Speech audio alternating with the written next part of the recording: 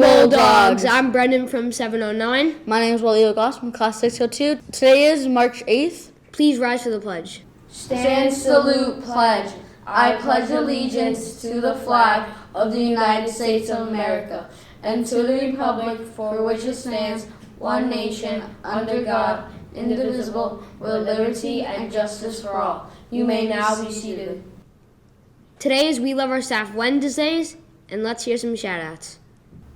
This is We Love Our Staff Wednesday, and we'll be shouting out teachers. My name is Kane Artis from Class 603, and I'm shouting out Mrs. Selecki and Miss Causey. My name is Anthony from 709, and I'm shouting at Miss Diacerno and Mr. Velarde. My name is Erica from 814, and I'm shouting out Mr. DiBenedetto and Mr. Fischler. Today is International Women's History Day, so let's watch a quick video about women's history. Women have been shaping human history since the dawn of civilization, but it's the month of March that was chosen to honor women throughout history. Here's why. The origin story of Women's History Month is up for debate, but it was born right here in the U.S. during the suffrage movement, when women were fighting for the right to vote. Some historians say that its roots can be traced back to a protest on March 8, 1857. It was then that a group of women from New York City textile factories allegedly staged a strike over poor working conditions. But scholars argue that this demonstration was fabricated, suggesting that the strike was invented retroactively to give the annual celebration a more compelling backstory. At first, women's history was only observed for one day. The Socialist Party of America first declared National Women's Day in 1909 amid the women's rights movement, but the idea quickly spread around the globe.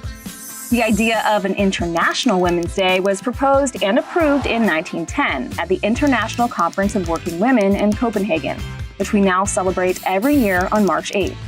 Fast forward to the 1970s in Sonoma County, California, where a group of people were fed up that women's history was being left out of the classroom.